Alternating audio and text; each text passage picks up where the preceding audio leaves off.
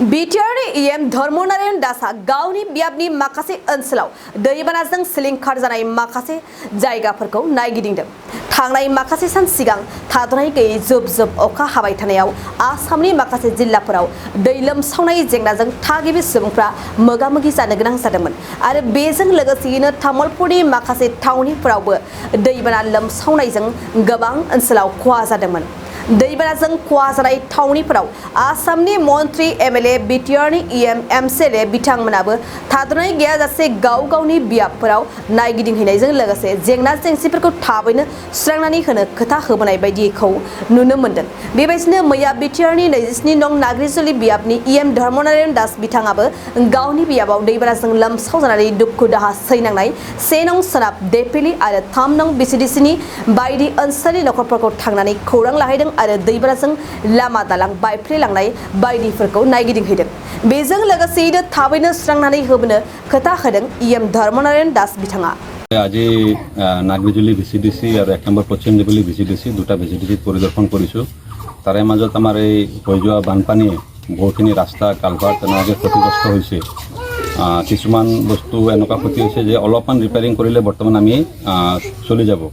তাৰ কাৰণে গোটেই GPS ট্ৰেকিং কৰি কিনে আমি SDRFত এইখিনি ফাণ্ড ধৰাৰ কাৰণে ইতিমধ্যে আমি SDC বা ADCক আমি অলৰেডি অৰ্ডাৰ দিয়া হৈছে। তো তেওঁলোকে এইখিনি গোটেইখিনি চিনক্ৰনাইজ কৰি আছে। তো অতি সোনকালে এইখিনি যিখিনি আমাৰ ক্ষতিগ্ৰস্ত হৈছে বানপানীৰ কাৰণে মানুহৰ খেতি পথাৰত পানী উঠিছে, ক'ৰবাত ঢং কেনেলবোৰ ভাঙিছে, ক'ৰবাত কালভাৰ ভাঙিছে, সেইখিনিৰ কাৰণে ইতিমধ্যে আমি প্ৰস্তুতি লৈ আছোঁ।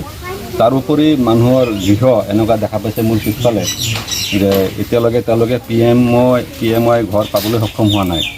আমি 2011 চেঞ্চাছ মতে যিখিনি PMY ঘৰ হ'বলগীয়া আছিল ইতিমধ্যে আমি সেইখিনি গোটেইখিনি দিয়া হ'ল আৰু এৰাউণ্ড 20% 30% ঘৰ হ'বলৈ বাকী আছে 2011 চেঞ্চাছৰ মতে। তো 2011 চেঞ্চাছৰ সেইখিনি শেষ হোৱাৰ লগে লগে এই বছৰে মষ্ট প্ৰবেবলি শেষ হৈ যাব। অহা বছৰৰ পৰা আমি যিখিনি এনেকুৱা ঘৰ কেঁচা ঘৰ থাকি গ'ল সেই কেঁচা ঘৰখিনি আকৌ আমি নতুনকৈ PMYত সোমোৱাৰ কাৰণে আমি চেষ্টা চলাই আছোঁ।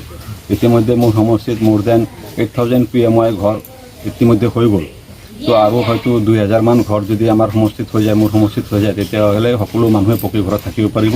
এইটো আমাৰ চেণ্ট্ৰেল গভৰ্ণমেণ্টৰ প্ৰতিশ্ৰুতি, চবেই যাতে পকী ঘৰত থাকিব পাৰে।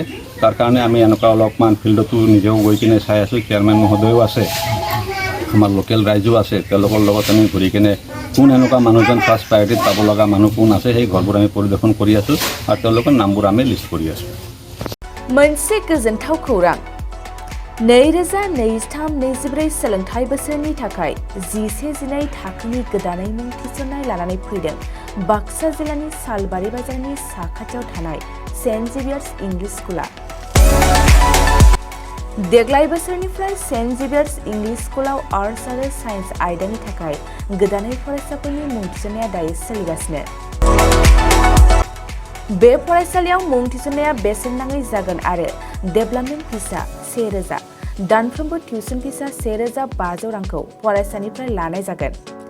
बेजों लोगोसेनो जायफोर फरायसाया मेट्रिकआव 90 जौखोन्दोनि बांसिन मोननाय आरो बिपिएल कार्ड थानाय फरायसाया बेसेन नाङाजासेनो मुं थिसननो हागोन। बबेखानि 80 जौखोन्दोनिफ्राय बांसिन नम्बर लानानै उथ्रिनाय आरो बिपिएल कार्ड थानाय फरायसाफ्रा मुं थिसननायाव 50 जौखोन्दो फ्रि जागोन। बेबादिनो उननि जौखोन्दो लानानै उथ्रिसारनाय आरो बिपिएल कार्ड थानाय फरायसाफोरनो रेहाय होनाय जादों। लोगोसे बे फरायसालियाव फरायसाफोरनि थाखाय हस्टेलनि खाबुबो दं। गोसो गोनां फरायसाफ्रा सेन्ट जेभियार्स इंलिश स्कुलाव 11-12 थाखोनि गोदानै मुं थिसननायनि बागै आबुं बाथ्राखौ मिथिनोब्ला नैबे मबाइल नम्बर 9954427791 आव थोंजों सुलाद लानो हागोन।